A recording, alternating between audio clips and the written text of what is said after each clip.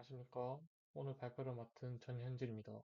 오늘 제가 발표할 논문은 Production Scheduling for Human Robot Collaborative Assembly Workstations under Constraints of Aerodispersive and Simultaneous Operation입니다.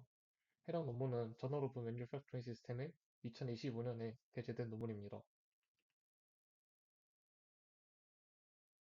네, 목차입니다. 목차는 해당 논문의 연구 목적을 발표하는 인트로덕션과 논문의 결과를 마무리하는 컨클루전, 그다음 제 생각을 마무리하는 오피니언을 끝으로 발표를 마치도록 하겠습니다.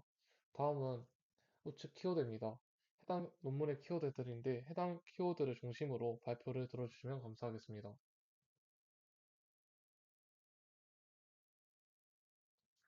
다음 이제 인트로덕션인데 해당 인트로덕션을 통해서 해당 논문의 목적을 살펴보도록 하겠습니다. 현재 인간 중심 제조는 현재 제조 패러다임 전환의 핵심 원칙으로 구상하였습니다. 여기서 인간 로봇 협업, 즉 HRC는 해당 인간 중심 제조를 실현하는 핵심 수단으로 구상하였습니다. 생산 스케줄링 관점에서 HRC는 총 3단계로 구분되는데 여기서 순차적 협업은 같은 작업을 인간과 로봇이 서로 다른 시간대에 수행하는 것을 말하며 동시 협업은 같은 작업을 인간과 로봇이 같은 시간대에 수행하는 것을 동시협업이라고 말합니다. 여기서 실제 HRC 환경에서는 작업의 선호 관계 및 조립 관계, 해당 작업이 인간에게 부여 가능한지를 따진 작업 가능 여부, 피로 누적 및 회복, 로봇 공구의 교체에 따른 순서 의존적 셋업 시간 등 다양한 제약을 동시에 고려해야 합니다.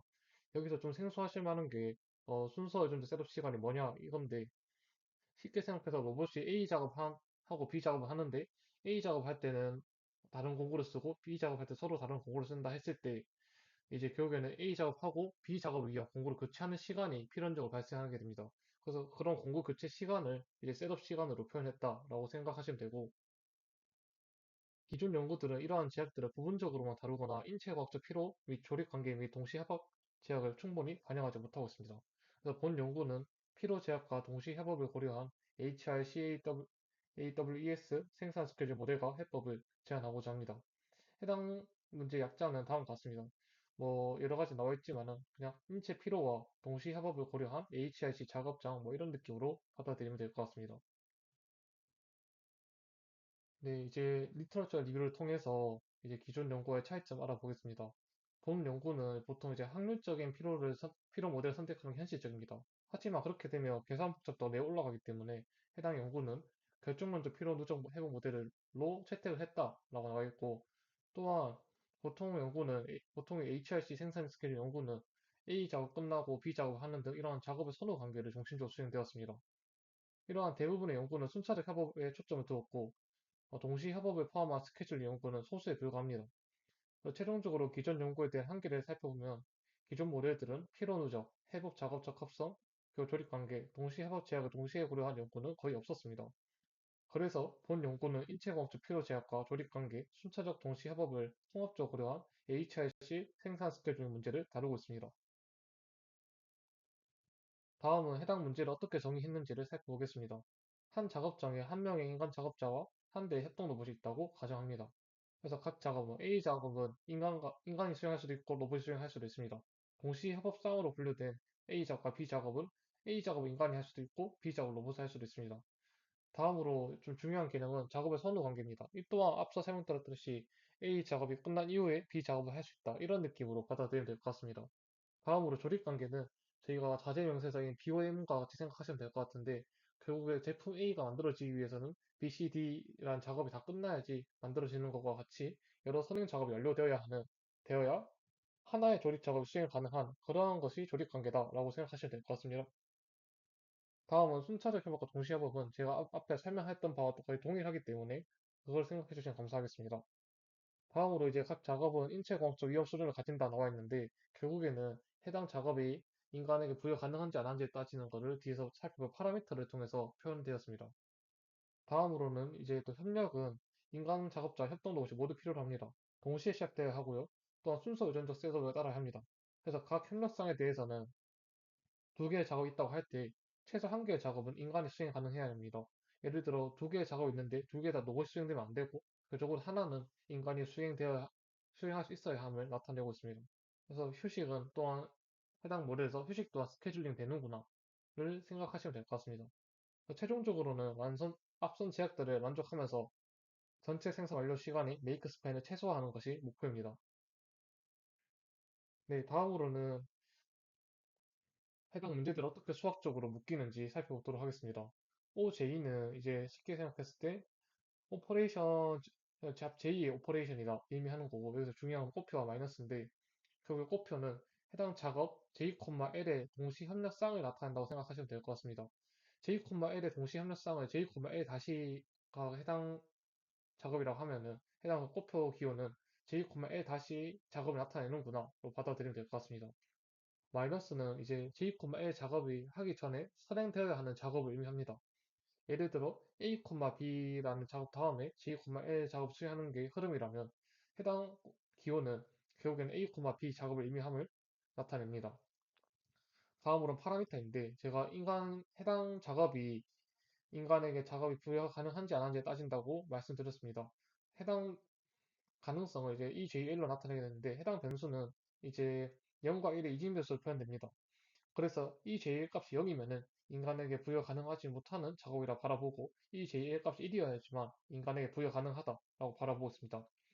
해당 모델에서는 또 필요 수준을 고려하기 때문에 최종적으로 인간이 넘을 수 없는 필요 한계치를 FS로 설정해 두었고 초기 필요 수준 또한 고려하기 때문에 이를 FS0라고 설정하였습니다. S는 앞서 설명드렸듯이 공급 교체에 따른 셋업 시간이라고 받아들이면 될 것 같습니다.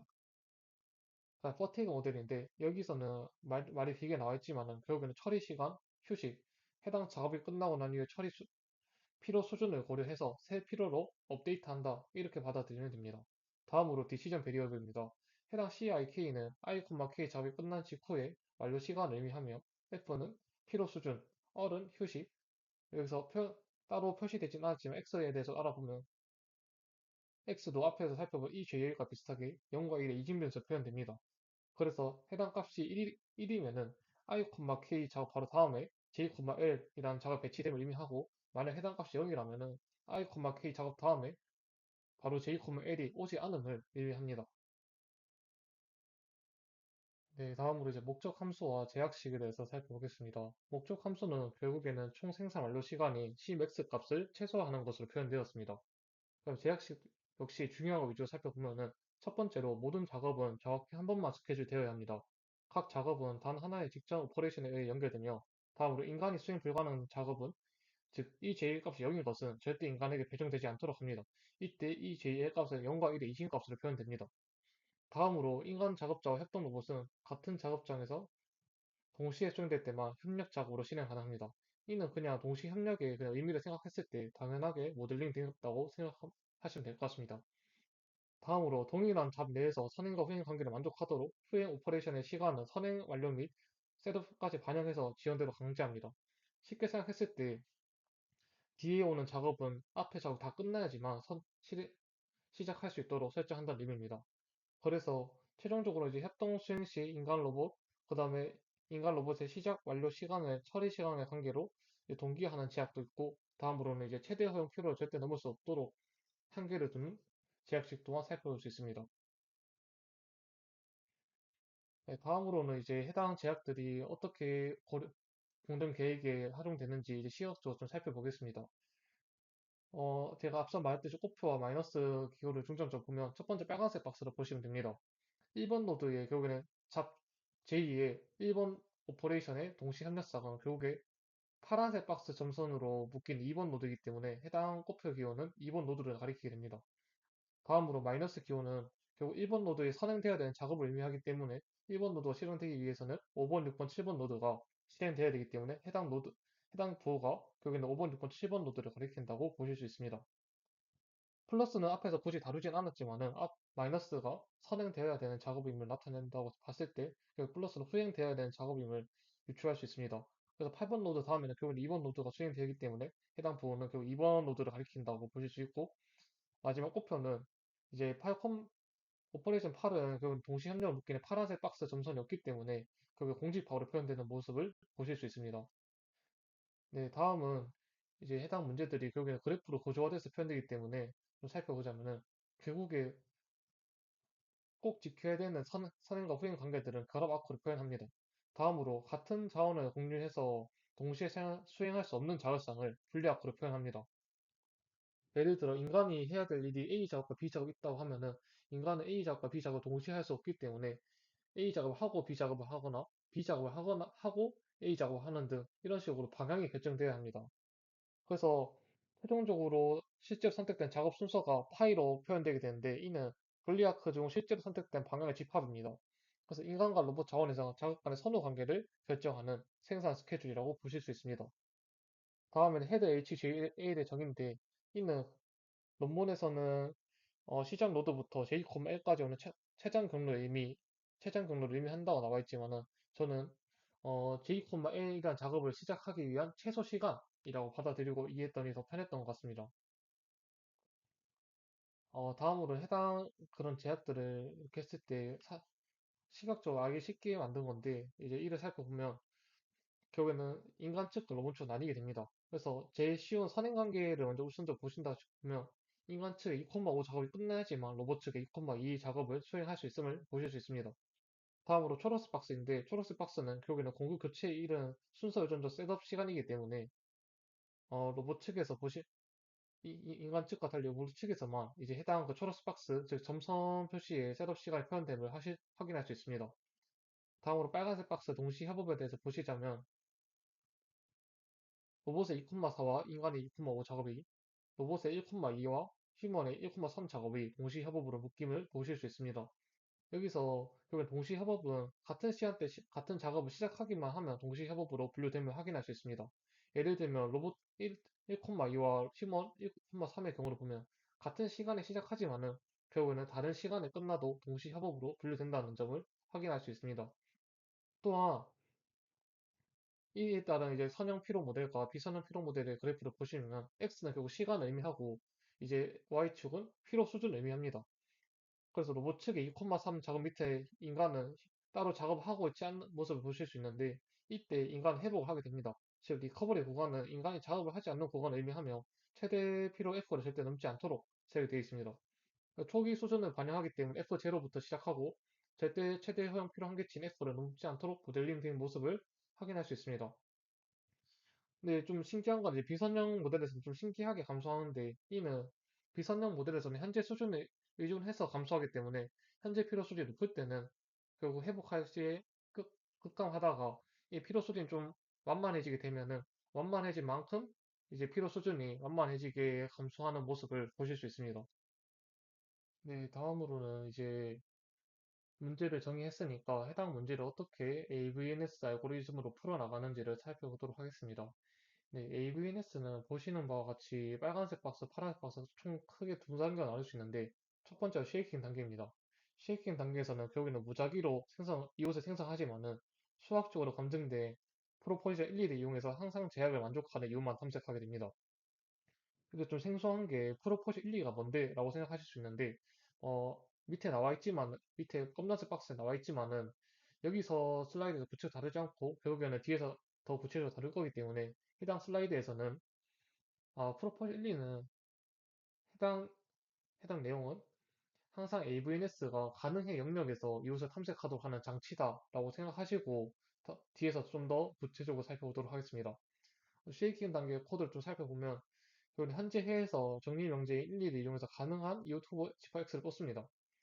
그 다음 8개의 무브 타입 중 하나를 랜덤으로 선택하고 방금 뽑은 후보 X 안에서 선택된 무브 타입 규칙으로 이웃태를 하나 만듭니다. 그래서 이때 새 이웃태가 더 좋으면 메이크 스팬이 감소하고 현재 최선값과 현재를 갱신하고 루프를 종료하게 됩니다. 만약에 쉐이킹 단계에서 개선이 없을 때는 적응력 확정 단계가 넘어가게 되는데 이때 단순 반복하지 않고 모든 무브 타입을 순차적으로 적용해서 탐색 범위를 확정하게 됩니다. 그래서 코드를 살펴보면 17번 줄이 쉐이킹 단계 끝까지 가도 개선이 없을 때 적용 단계를 진행한다는 의미고요. 다음으로는 이제 R 단계 기준에서 후보 지파 X를 다시 추출한다. 그 다음에 이번에는 8개 모드 타입을 전부 적용해서 이웃에 8개 한 번에 생성하고 8개 중 최선이 현재보다 더 좋으면 해당 최선 이웃해를 현재로 업데이트합니다. 만약에 8개 전부 해서 개선이 없을 때는 결국에는 쉐이킹 단계 반복 횟수인 K를 증가시켜서 탐색을 강화하게 됩니다. 그래서 여기서는 해당 K 값을 Kmax로 상한에 두고 있으면서 최종적으로 Kmax는 10번의 상한에 두도록 설정하였습니다. 만약에 10번을 다 해도 개선이 없으면 어떻게 되냐라고 의문이 드실 수 있는데, 만약 그렇게 되면 현재까지만 업데이트된 현재까지만을 추출하고 이제 해당 알고리즘은 종료되게 됩니다. 이제 마지막으로 이에 대해 정리해보자면, 겨우 쉐이킹으로 빠르게 개선을 찾고 개선이 없을 때는 8개 무브 타입 모두 적용해서 그 중에 최선을 선택하게 됩니다. 만약 이때도 올해 정체 시에는 쉐이킹 단계 횟수인 K를 더 늘려서 더 멀리 쉐이킹하는 적응형 탐색을 하게 됩니다. 네, 다음으로는 이제 AVNS가 동시 협상을 이동시켜도 항상 피시블한 이웃테를 탐색할 템을 그림으로 표현한 것입니다. 그래서 빨간색 노드가 저희가 이동시킬 동시 협업성이고, 파란색 노드가 이 빨간색을 이동시킴으로써 제 같이 고려해야 되는 간접 제약 노드들입니다. 여기서는 검정색 실선 화살표가 제가 앞에서 말했던 결합 아크, 즉 고정된 선호 관계라고 생각하시면 되고, 저희가 바꿀 수 있는 거는 점선이 결국 이가 분리 아크다. 그래서 해당 분리 아크만 지금 바꿀 예정이라고 생각하시면 될 것 같습니다. 그래서 오른쪽에 바뀐 그래프를 보면 노드들의 위치는 그대로인데 왜 뭐가 달라졌다는 거지 볼 수 있는데, 그건 점선의 방향이 조금씩 바뀌었음을 확인하실 수 있습니다. 그래서 AVNS가 동시 협상 옮겼을 때도 항상 가능의 영역에서 이웃태가 탐색됨을 나타내려면 결국 총 파란색 글자로 표현된 네개의 표현을 다 만족해야 됩니다. 첫 번째로 옮겼을 때 동시 협업이 유지되어야 합니다. 이가 무슨 말이냐 하면, 옮겼을 때 기준으로 가로축이 그냥 X축이 시간의 흐름이라고 보시면 J,L과 J,L 다시가 결국에는 같은 시점에서 시작함을 확인하실 수 있습니다. 즉 해당 1번 원칙이 만족됨을 확인하실 수 있고, 두 번째로 자원 중복이 없어야 됩니다. 위에 세 개의 노드가 인간이 수행하는 거라 생각하시면 되고, 밑에 세 개가 로봇이 수행하는 거라 생각하시면 될 것 같습니다. 그래서 J,L이 현재 인간에게 수행되고 있는데, 옮겼을 때 갑자기 로봇에게 수행되는 화살표가 끄지 않도록 해야 된다는 의미입니다. 실제로도 지금 해당 그래프에서는 각 라인에, 각 작업자 라인에서 작업이 겹치지 않기 때문에 자원 중복이 없음을 확인하실 수 있습니다. 이제 세 번째가 가장 직관적인데, 선행 관계가 유지되어야 합니다. 결국에는 이동 전에도 i, k라는 작업은 j, l 앞에 있음을 확인하실 수 있습니다. 이동 후에도 i, k는 j, l 앞에 선행됨을 확인하실 수 있습니다. 그래서 이러한 선행 관계가 유지되어야 하고 마지막 사이클이 없어야 됩니다. 이러한 네 가지 조건을 만족하게 되면은, 즉 AVNS는 항상 피지블한 이웃테만을 탐색하게 됩니다. 다음으로는 이제 프로포션 1, 2를 앞에서는 그냥 해당 장치는 AVNS가 항상 가능의 영역에서 탐색해준 장치라고 받아들였는데, 이에 대해서 조금 더 구체적으로 살펴보도록 하겠습니다. 프로포션 1이 뭐 여러 가지 기호가 나타나 있어서 조금 어려우실 수 있는데, 결국에는 동시 협업상이 공집합인, 즉 단일 작업을 이동시켰을 때를 고려하는 겁니다.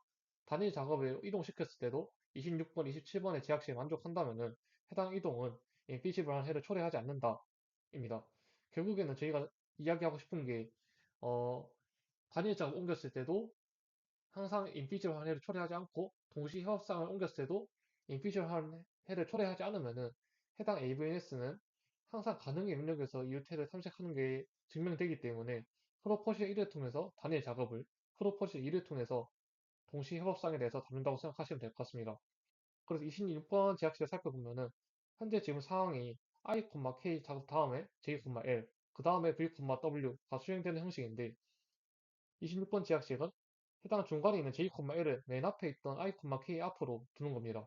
그래서 이렇게 이동시켰을 때도 I, K, J,L, I, K 같은 되돌아가는 선행 순환을 방지하는 조건입니다. 그래서 해당 내용은 선행 방향 사이클 차단하는 내용이고, 27번 내용은 이제 중간에 있던 J,L을 맨 뒤에 있던 V, W 더 뒤로 보내는 겁니다. 보냈을 때도 J, L, V, W 다시 J, L로 돌아가는 루프를 방지하는 역할로, 즉 후행 방향 사이클을 차단하는 역할입니다. 그래서 해당 내용은 결국엔 단일 작업을 다른 위치로 옮겼을 때도 앞쪽과 뒤쪽 어느 방향에서도 선행 순환이 생기지 않도록 하는 조건입니다.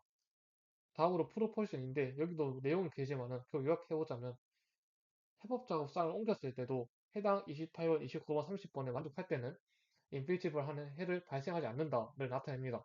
그래서 28번은 협업상을 이동해도 어느 체인, 즉 인간 체인과 로봇 체인에서도 선호 관계에 뒤집히지 않는다를 의미하고, 29번은 협업 직전 작업이 새 위치 주변 작업보다 먼저 완료하도록 해서 내부 순서를 보호하는 역할을 합니다. 30번은 협업상 간의 겹침, 순서 붕괴 없이 협업 구조를 유지합니다. 그래서 해당 내용은 최종적으로 협업자로 이동했을 때도 동시성, 시간 력정, 협업상 간의 구조 붕괴를 모두 방지하는 조건입니다. 네, 다음으로는 이제 AVNS와 VNS, TS의 차이점 위주로 다뤄보도록 하겠습니다. 사진에 보여준 순서대로 왼쪽부터 AVNS, 다음에 중간이 VNS, 맨 오른쪽이 TS입니다. 여기서는 이제 해당 알고리즘의 수도 코드로 표현한 건데, 이제 저희가 살펴본 차이점이기 때문에 맨 왼쪽부터 보시면, 빨간색 박스를 보시면, AVNS와 VNS 차이는 결국에는 계산이 없을 때만 탐색 범위를 점진적으로 확장한 것입니다. 결국에 VNS와는 쉐이킹 단계까지 동일하지만은, AVNS에서는 모든 이동이 항상 피시빌리티 조건을 만족하도록 제한됩니다.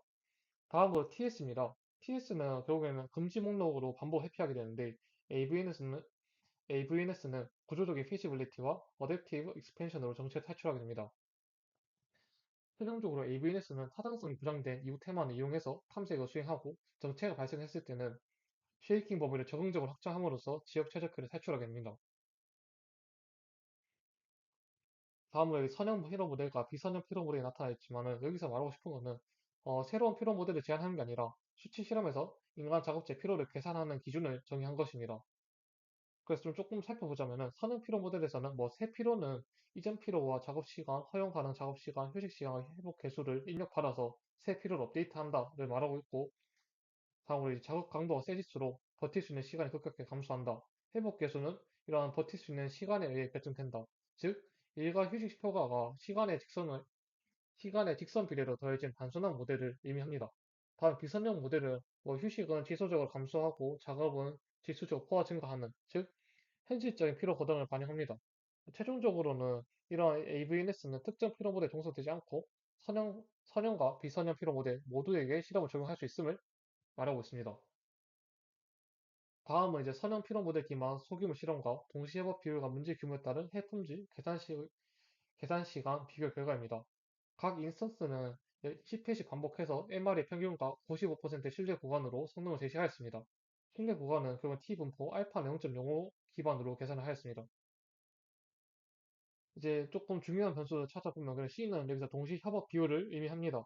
그 다음 저희가 성능 지표를 쓸 이제 MRE는 MIRP 대비 오차로 해당 값이 적으면 적을수록 이제 성능이 좋다라고 받아들이면 될 것 같고, CPU는 그 계산 시간을 의미합니다. 이 또한 낮으면 낮을수록 효율적입니다.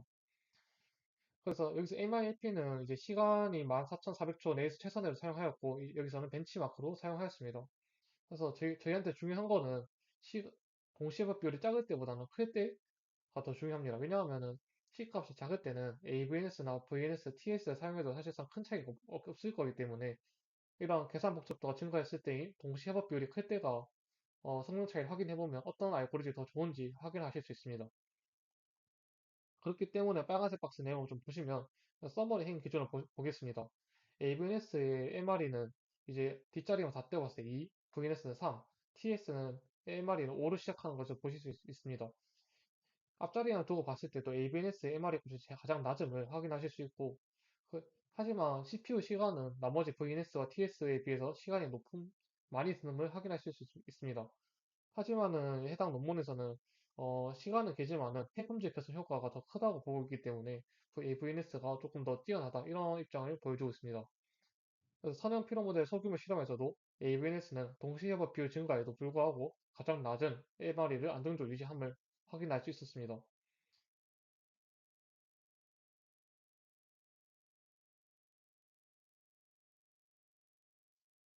다음으로는 대규모 실험입니다. 여기서는 C값을 0.4로 고정하고 작업수 n을 증가시키면서 저피로, 고피로 시나리오에서 AVNS 성능을 검증하였습니다.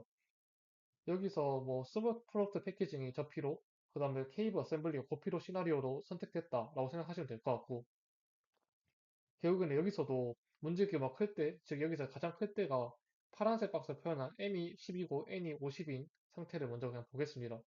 그래서 해당 규모가 큰 문제에서도 AVNS의 MRE 값이 여전히 낮음을 확인하실 수 있고, VNS와 TS는 오차가 급증하는 것을 보실 수 있습니다. 즉, 문제 크기가 커져도 성능 유지 가능한 것은 AVNS로 바라볼 수 있습니다. 최종적으로 여기서도 이제 비선형 피로 누적 회복 모델 및 대규모 문제 실험에서 AVNS는 여전히 높은 해품질과 실용적인 계산 시간을 동시에 만족함을 확인하실 수 있습니다. 다음으로는 이제 비선형 피로 모델에서 최대 허용 피로 수준 변화에 따른 민감도 분석 결과입니다. 여기서 말하고 싶은 거는 결국에는 피로 허용 한계인 민맥스 값을 바꿔도 AVNS의 MRE가 거의 변하지 않음을 의미합니다. 즉, AVNS가 피로 모델 파라미터 설정에 강건하다, 로버스트하다를 나타내고 있습니다. 그래서 여기서도 AVNS는 저변동, 고변동 피로 환경 모두에서 안정적인 해품질을 유지함을 확인할 수 있었습니다. 다음으로는 선형 피로 모델 기말 소규모 문제에서 해품질 분포 비교인데 그냥 앞에서 제가 살펴본 세 개를 해품질 분포를 비교한 거를 살펴보도록 하겠습니다. 여기서는 X축이 문제 크기라고 보시면 되고 Y축이 MRE라고 보시면 됩니다. 즉 Y 값이 작으면 작을수록 좋은 해품질을 유지한다고 보실 수 있습니다. 그래서 여기서도 결론을 보자면 AVNS는 문제 규모를 증가에도 불구하고 가장 안정적이고 우수한 해품질을 유지함을 확인할 수 있었습니다. 네, 다음은 이제 비선형 피로 모델 기반 라지 스케일 문제에서 해품질을 분포한 결과를 보겠습니다. 결국 여기서도 문제 규모가 커졌을 맨 오른쪽 시점에서 봤을 때도 VNS와 TS는 박스 플롯이 위로 이동한 모습, 즉 변동성이 급증한 모습을 보실 수 있고 AVNS는 여전히 낮은 중앙값을 유지하고 있습니다. 여기서도 그냥 AVNS는 높은 해품질과 실용적인 성능을 동시에 달성하고 있다를 나타내고 있습니다. 네, 다음으로는 이제 최대 허용 필요 수준 변화에 따른 해품질 민감도 분석 결과인데 여기서도 필요 허용 범위가 변해도 AVNS의 박스 위치가 크게 더 일정합니다. 즉 AVNS는 필요 모델 파라미터 설정에 강건하다, 로버스트하다를 말하고 있고 즉 AVNS는 저변동과 거변동 필요 환경 모두에서 안정적인 해품질을 유지하고 있음을 확인할 수 있습니다. 다음으로는 실험 파라미터의 확률적 생성입니다. 여기서는 현실의 처리 시간과 회복 시간 등 불확실성을 실험에 반영하기 위해서 삼각분포를 기반으로 파라미터를 샘플링했다라고 나와 있습니다. 그래서 삼각분포 T로 합리적인 범위 내에서 변동을 모델링하였고 균등분포 0에서 1부터를 뽑고 이 함수로 변환 역분한 샘플링합니다. 그래서 최종적으로는 모든 알고리즘에 동일한 생성 규칙을 적용하여서 공정하고 재현 가능한 비교를 보장하게 됩니다. 그래서 여기서는 본 실험 설계는 파라미터의 불확실성을 반영하면서도 알고리즘 간의 공정하고 재현 가능한 성능 비교를 가능하게 합니다. 결론입니다. 이제 해당 논문은 HRCAWES 수학적 모델을 제안해서 HRC 조립 환경에서 선행과 후행 조립 제약과 인체공학적 피로 누적, 회복을 통합적으로 고려하고 있습니다. 그리고 문제 구조 분석을 위해서 분리그래프를 활용하고 이를 해결하기 위해서 AVNS 알고리즘을 개발하였습니다. 소규모 실험에서 MIRP 벤치마크에 근접한 해품질과 라지 스케일에서 비교 메타 휴리스틱 대비 우수한 해품질과 실용 시간을 달성함을 확인할 수 있었고, 다음으로 피로 모델 및 최대 허용 피로 수준 변화에도 인간도 분석을 통해서 다양한 저변동과 고변동 피로 환경에서도 강건한 해품질을 보유하고 있음을 확인할 수 있었습니다. 최종적으로 이제 작업자의 피로를 명시적으로 고려한 인간 중심 협업 스케줄링 프레임워크를 제시해서 실제 산업 현장 적용을 위한 기반을 제공하였습니다. 그래서 AVNS 기반 HRCAWES는 필요를 고려한 인간 로봇 협업 스케줄링에서 실무 규모에서도 강건하고 고품질의 해를 제공한다는 것을 확인할 수 있었습니다. 마지막 제 생각입니다. 여기서 해당 논문의 강점은 이제 기존 HRC 연구에서 상대적으로 간과되었던 작업자의 피로, 누적 회복을 명시적으로 모델링했던 게 좋았던 것 같습니다. 다음으로 문제 제약 해결 전략을 그래프, 알고리즘, 실험 통해 검증하는 걸로 연결해서 설명을 명확했습니다. 다음으로 VNS와 TS 대비 우수하게 일관된 성능을 소규모와 대규모 문제에서 모두 검증했던 게 조금 더 이해가 잘 됐던 부분인 것 같습니다. 다음은 제가 생각한 약점인데 이제 실측 데이터에 기반한 보정 포함되지 않았던 것 같습니다. 다음으로 대규모 복잡도 증가 시에도 뭐 AVNS가 VNS, TS에 대비해서 우수하다고 하나 결국에는 계산 부담이 커질 수 있기 때문에 추가적으로 더 효율화를 해야 되지 않나라고 생각이 들었습니다. 그 앞에서 저희가 동시 협업 비율로 0.4와 0.8로 설정해서 풀어봤는데 해당 수준 선택이 결국 실제 공정 데이터 기반이라기보다는 시나리오 설정에 가깝지 않나라고 생각이 들었습니다. 또한 피로 모델 파라미터 설정에 대한 정량적 현실적 근거가 설명이 부족했고 해당 근거가 문헌 기반이라고 언급된 점이 조금 더 아쉬웠던 것 같습니다. 이상으로 발표 마치도록 하겠습니다. 감사합니다.